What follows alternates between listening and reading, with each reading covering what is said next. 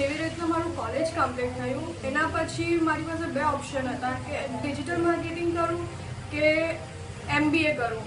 બંનેમાં બહુ જ સારી ઓપોર્ચ્યુનિટી છે, પણ ડિજિટલ માર્કેટિંગ વિશે સરે મને 2 વર્ષ પહેલાં પણ કીધેલું કે આમાં જો તું પ્રેક્ટિકલી એમને મને કીધેલું કે આનું આ બેનિફિટ છે, તું ડિજિટલ માર્કેટિંગ કરશે તો.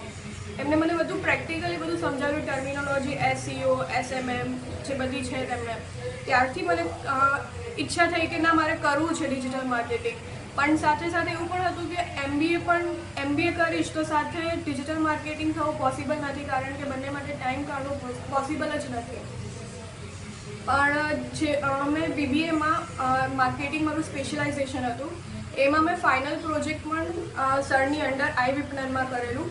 એમાં પણ મને બહુ જ સારો એક્સપિરિયન્સ રહ્યો, બહુ જ સારા માર્ક્સ આવ્યા એમાં મને કોલેજમાંથી, અને સરનું ગાઈડન્સ મળ્યું. ત્યારે હજુ મને થયું કે ના, આ બહુ જ સારી ફિલ્ડ છે, ફ્યુચરમાં આની બહુ જ જરૂરત છે.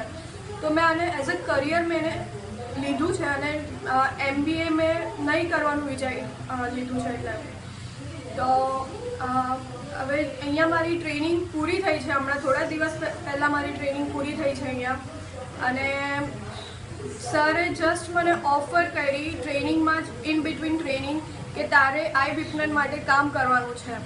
તો જે થોડા દિવસો પહેલાં સરનો કોલ આવેલો મને કે તારે iWipNમાં કામ કરવાનું છે, મારી પાસે પ્રોજેક્ટ છે તારા માટે.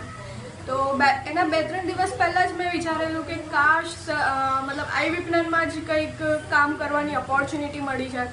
તો મારા માટે એક સપનું જ છે કે અહીંયા હું કામ કરું છું.